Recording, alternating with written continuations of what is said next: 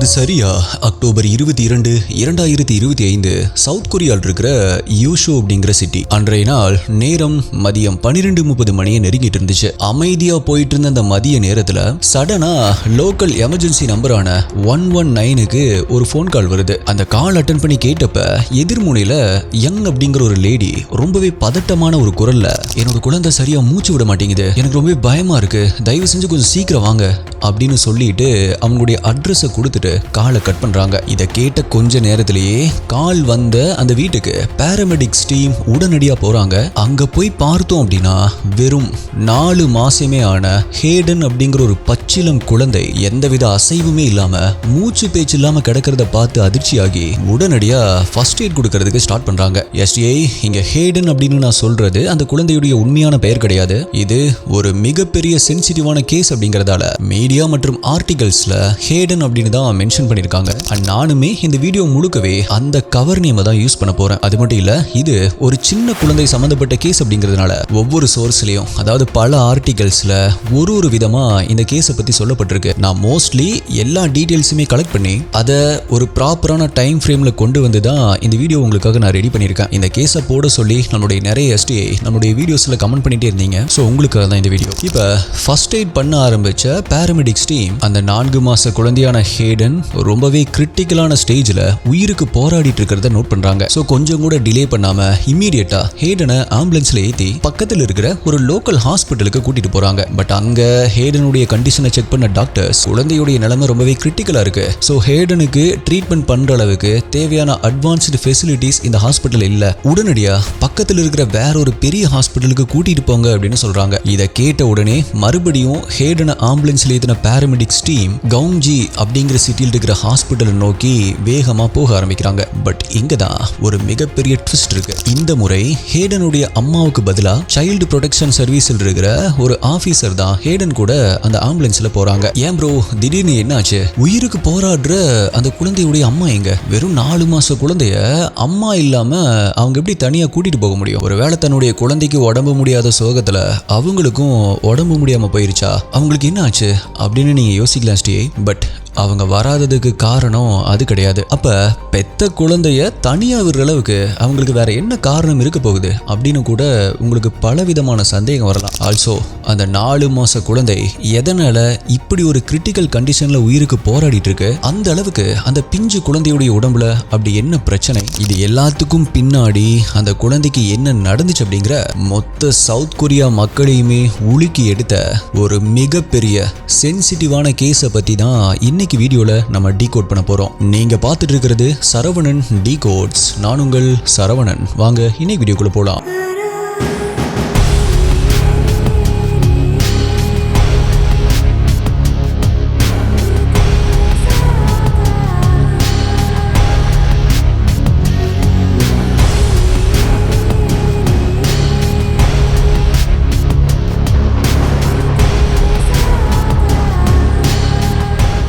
இந்த வீடியோல நான் சொல்ற யூடியூப்ல காமிக்க முடியாத crime scene images, crime scene videos எல்லாமே நம்மளுடைய அஃபீஷியல் டெலிகிராம் குரூப்ல தான் அப்டேட் பண்ணுவோம். யூடியூப்ல கரெக்டா நோட்டிபிகேஷன் கிடைக்காதவங்களுக்கும் அங்க இன்ஸ்டன்டா அப்டேட் கிடைச்சிரும். டெலிகிராம் யூஸ் பண்ணாதவங்களுக்கு வாட்ஸ்அப்ல நம்மளுடைய சேனல் இருக்கு, அங்கேயுமே உங்களுக்கு இன்ஸ்டன்ட் அப்டேட்ஸ் கிடைச்சிரும். நம்மளுடைய அஃபீஷியல் வாட்ஸ்அப் மற்றும் டெலிகிராம் சேனலுடைய லிங்க் டிஸ்கிரிப்ஷன் பின்ட் கமெண்ட்ல கொடுத்திருக்கேன், செக் பண்ணி பாருங்க.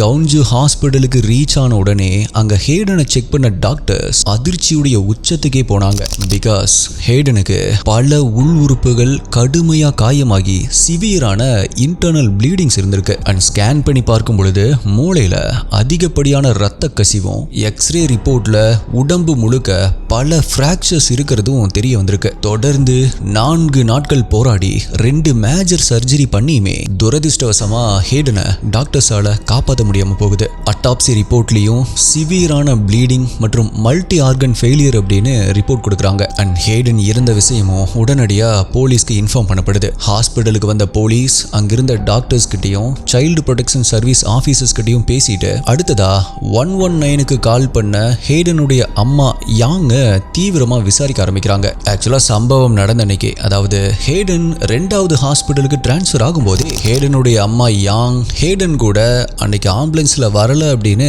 நான் முன்னாடியே சொன்னேன் இல்லையா, அதுக்கு காரணம் பாராமெடிக்ஸ் டீமுடைய சந்தேகமும் ஃபர்ஸ்ட் போன அந்த ஹாஸ்பிட்டல்ல இருந்த அந்த டாக்டர்ஸ் உடைய ஸ்டேட்மெண்ட்ஸும் தான். ஆமா எஸ்டிஐ, பாராமெடிக்ஸ் டீம் யாங்குடைய வீட்டுக்கு போய் ஹேடனை பார்த்த அந்த முதல் நிமிஷமே அவங்களுக்கு தெளிவா தெரிஞ்சிருச்சு இது நார்மலான ஒரு எமர்ஜென்சி கேஸ் இல்லை அப்படின்னு. ஏன் அப்படின்னா ஹேடனுடைய உடம்பு முழுக்கவே ஏகப்பட்ட சிராய்ப்பு காயங்கள் இருந்திருக்கு.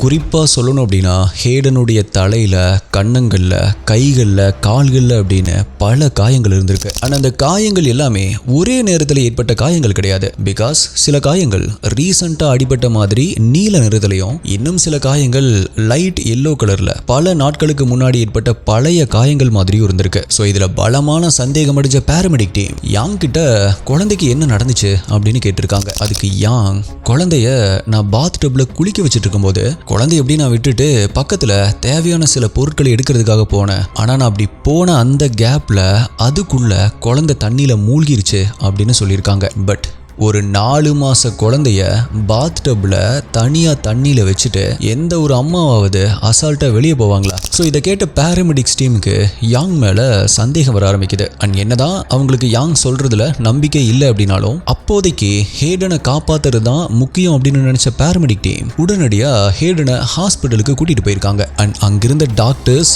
யாங் கிட்ட என்ன நடந்துச்சு அப்படின்னு கேட்டப்பதான் ரொம்பவே டீட்டெயில்டா நடந்த எல்லா விஷயங்களையுமே ஒண்ணு விடாம சொல்லியிருக்காங்க. அதாவது ஹேடனுக்கு ஃபீட் பண்ணிட்டு இருக்கும் பொழுது சடனா வாமிட் பண்ணிட்டான். ஸோ அவனை கிளீன் பண்றதுக்காக பாத்ரூம்க்கு கொண்டு போய் டப்ல வச்சுட்டு அவனை நான் கிளீன் பண்ணிட்டு இருந்தேன். பட் அப்படி கிளீன் பண்ணிட்டு இருக்கும் பொழுது அவன் டப்லயே டாய்லெட் போயிட்டான். அண்ட் அதுல நான் கொஞ்சம் டிஸ்ட்ராக்ட் ஆகி சில திங்ஸ் எடுக்கிறதுக்காக டப்ல அவனை அப்படியே விட்டுட்டு நான் போயிட்டேன். அந்த சின்ன கேப்ல அவன் தண்ணிக்குள்ள மூழ்கிட்டான். இதை பார்த்து நான் ரொம்பவே பேனிக் ஆகி சிபிஆர் எல்லாமே ட்ரை பண்ணேன். அந்த டைம்ல தான் நான் கொஞ்சம் ஹார்ஷா அவனை ஹேண்டில் பண்ணிட்டேன். அதனால தான் அவன் மேல சிராய்ப்பு காயங்கள் இருக்கு அப்படின்னு யாங் சொல்லியிருக்காங்க.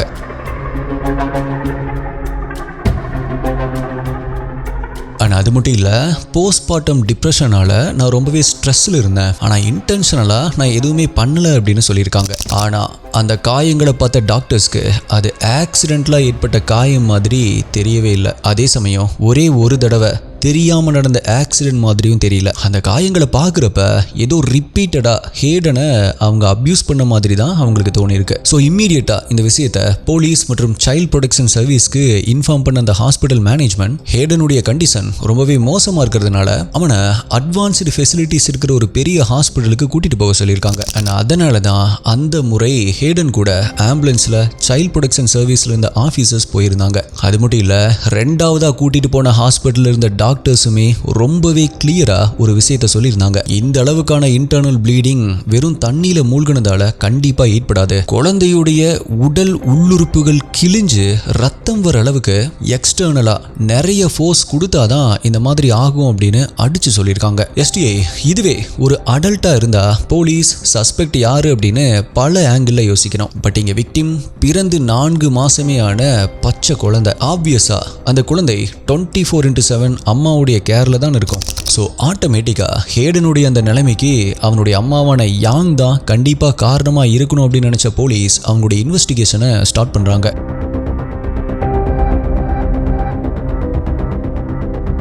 பட் யாங் என்ன சொல்கிறாங்க அப்படின்னா, அது ஆக்சிடென்ட்ல நடந்த ஒரு விஷயம் தான். நான் ஃபர்ஸ்ட் எய்டு பண்ணும்போது தான் அந்த காயங்கள் ஏற்பட்டுச்சு, நான் வேற எதுவுமே பண்ணலை அப்படின்னு திரும்ப சொல்லியிருக்கா. இதுக்கப்புறமா ஹேடனுடைய அப்பாவான சியோவை போலீஸ் விசாரிக்க ஆரம்பிக்கிறாங்க.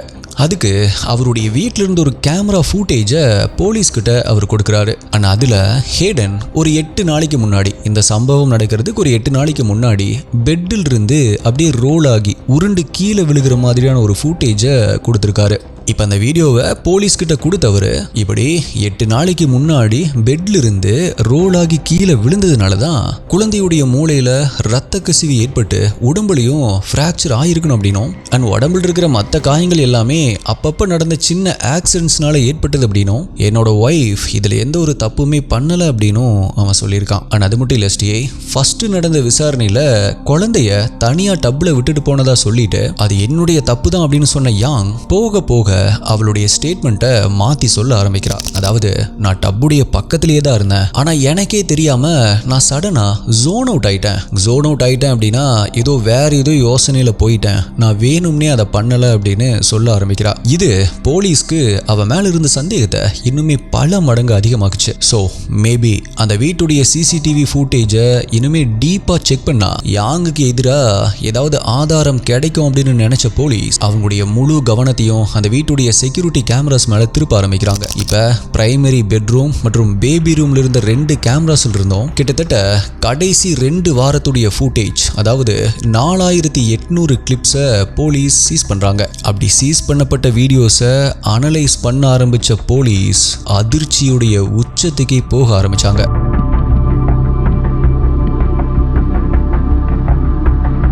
பிகாஸ் அவங்க பார்த்த முதல் வீடியோலயே யாங் ஹேடனுடைய காலை அப்படியே பிடிச்சு தலைகீழா தொங்க விட்டு கொடூரமா உலுக்கியிருக்கா.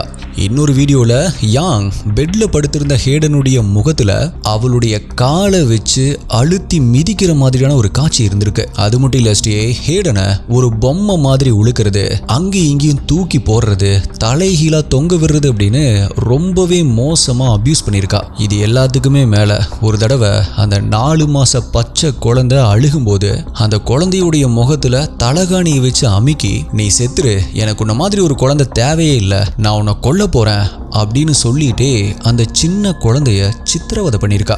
அது மட்டும் இல்ல ஸ்டே, கிட்டத்தட்ட ஒரே வாரத்துல 19 முறைக்கும் மேல ஹேடனை ரொம்பவே கொடூரமா அசால்ட் பண்ணியிருக்கா அந்த ராட்சசி. எப்படி ஒரு தாயால தான் 10 மாசம் சுமந்து பெற்ற ஒரு குழந்தைய இப்படி பண்ண முடிஞ்சது அப்படின்னு என்னால யோசிச்சு கூட பார்க்க முடியல. பிறந்து 4 மாசம் மட்டுமே ஆன அந்த குழந்தை வாய் கூட பேச முடியாம, யாருக்கிட்டையும் ஹெல்ப் கேட்க முடியாம, தனக்கு என்ன நடக்குது அப்படின்னு கூட தெரியாம வழியில எவ்வளவு துடிச்சிருக்கும். ஒரு பேரண்டா என்னால் அதை நினைச்சு கூட பார்க்க முடியல. அண்ட் இப்படி ஹேடன் தினம் தினம் சித்திரவதைகளை அனுபவிச்சுட்டு இருந்த அதே நேரத்துல தான் சம்பவம் நடந்த அக்டோபர் 22 அன்னைக்கு காலையில் ஒரு 10:40 மணிக்கு ஹேடன் நல்லா அசந்து தூங்கிட்டு இருந்த அந்த நேரத்துல அங்க வந்த யாங் ஹேடனை தூக்கிட்டு பாத்ரூம்குள்ள போயிருக்கா. ஆனா அப்படி போன கொஞ்ச நேரத்திலேயே பாத்ரூம்ல இருந்து ரொம்பவே கனமான சத்தம், பெரிய சத்தம் கேட்க ஆரம்பிக்குது.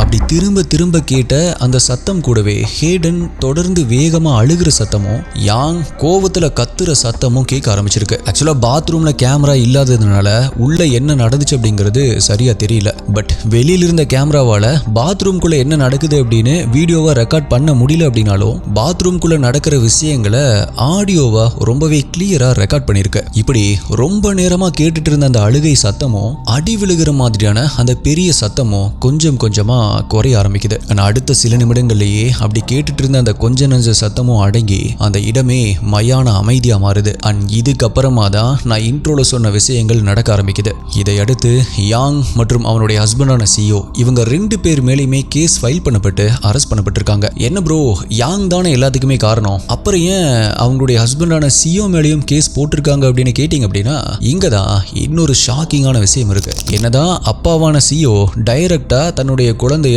பிசிக்கலா அடிச்ச மாதிரி எந்த ஒரு ஃபுட்டேஜுமே இல்லாம இருந்தாலும் இவன் தன்னுடைய மனைவி இப்படி ஒரு கொடூரமான அபியூஸ் பண்றான் அப்படின்னு தெரிஞ்சுமே அதுக்கு எந்த ஒரு ஆக்ஷனுமே எடுக்காம தன்னுடைய சொந்த குழந்தைய ப்ரொடெக்ட் பண்ணாம வேடிக்கை பார்த்துட்டு இருந்த குற்றத்திற்காக தான் அவனையுமே போலீஸ் அரெஸ்ட் பண்ணியிருக்காங்க. சப்போஸ் அவன் மட்டும் அப்பவே அவனுடைய ஒய்ஃபை தடுத்து ஆக்ஷன் எடுத்திருந்தான் அப்படின்னா மேபி இந்நேரம் அந்த பிஞ்சு குழந்தை உயிரோடு இருந்திருக்கும். இது எல்லாத்தையுமே விட ஒரு கேவலமான விஷயம் என்ன தெரியுமா ஸ்ரீ, ஒரு பக்கம் தன்னுடைய 4 மாச குழந்தை சீரியஸான கண்டிஷன்ல உயிருக்கு போராடிட்டு இருக்கும்போது இன்னொரு பக்கம் இவன் செக்ஸ் ஒர்க்கர்ஸை ஹையர் பண்ணி அவங்க கூட சேர்ந்து கூத்தடிச்சுட்டு வீட்டில் என்ஜாய் பண்ணிட்டு இருந்திருக்கான் அப்படின்னு சில சோர்சஸ்ல சொல்லப்பட்டிருக்கு.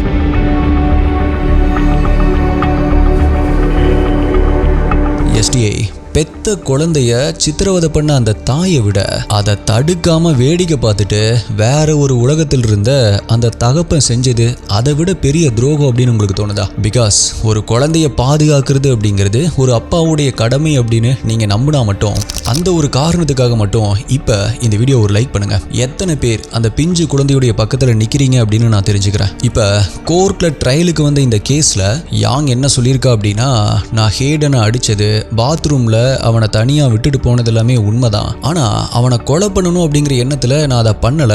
என்னுடைய போஸ்ட்மார்ட்டம் டிப்ரெஷனால தான் நான் அப்படி பண்ணிட்டேன் அப்படின்னு சொல்லியிருக்கா. ஆனா அது மட்டும் இல்ல, நான் பண்ணது தப்பு தான், அந்த தப்பை நான் உணர்ந்துட்டேன், தயவு செஞ்சு எனக்கு கருணை காட்டுங்க அப்படின்னு கோர்ட்ல கெஞ்ச ஆரம்பிச்சிருக்கா. பட் ப்ராசிக்யூஷன் தரப்புல இருந்து இது சாதாரணமான அபியூஸ் கிடையாது, இது எக்ஸ்ட்ரீமான ஒரு க்ரூவல்ட்டி.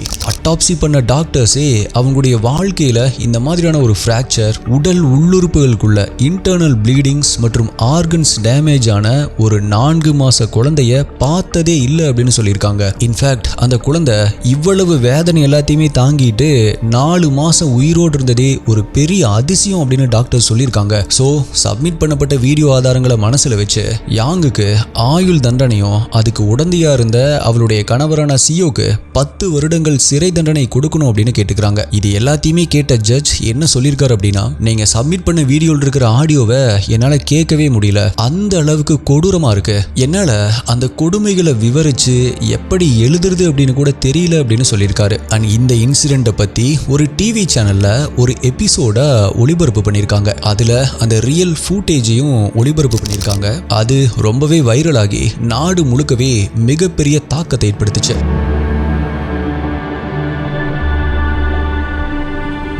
அந்த 4 மாச குழந்தையுடைய இந்த நிலைமைக்கு தன்னுடைய போஸ்ட்மார்ட்டம் டிப்ரெஷன் தான், அதாவது குழந்தை பிறந்ததுக்கு அப்புறமா வரக்கூடிய டிப்ரெஷன் தான் காரணம் அப்படின்னு யாங் சொல்லியிருக்கா. கண்டிப்பா இதை ஒரு சாக்கா வச்சு அவ செஞ்ச அந்த கொடூரமான தப்பை நம்ம எந்த ஒரு விதத்திலையுமே ஜஸ்டிஃபை பண்ண முடியாது. பட் எஸ்டிஐ அதே நேரத்தில் போஸ்ட்மார்ட்டம் டிப்ரெஷன் அப்படிங்கிற அந்த உண்மையான பிரச்சனையை நம்ம சாதாரணமாகவும் கடந்து போயிடவும் முடியாது. அது என்ன ப்ரோ போஸ்ட்மார்ட்டம் டிப்ரெஷன் அப்படின்னா என்ன அப்படின்னு உங்களுக்கு ஒரு சந்தேகம் இருந்துச்சு அப்படின்னா, இப்போ ஒரு குழந்தை பிறந்ததுக்கு அப்புறமா ஒரு தாயுடைய உடம்புல ஏற்படுற அதீத ஹார்மோன் சேஞ்சஸ், குழந்தை பிறந்ததுக்கு அப்புறமா அவங்களால சரியா தூங்க முடியாது, தொடர்ச்சியான தூக்கமின்மை, ஆல்சோ குழந்தைய சரியா பார்த்துக்கணும், ஒரு உயிரை பாதுகாக்கணும் அப்படிங்கிற புது பொறுப்பு, இது எல்லாமே சேர்ந்து அவங்கள ஒரு எக்ஸ்ட்ரீமான ஸ்ட்ரெஸ்ஸுக்கு கொண்டு போகும். அதுக்கு பேரு தான் போஸ்ட்மார்ட்டம் டிப்ரெஷன். இது பெண்கள் வேணும் அப்படின்னே வரவழைக்கிறது கிடையாது, அது நேச்சுரலா நடக்கிற ஒரு பயாலஜிக்கல் அண்ட் சைக்கலாஜிக்கல் ஸ்ட்ரகிள். சரி ஓகே ப்ரோ,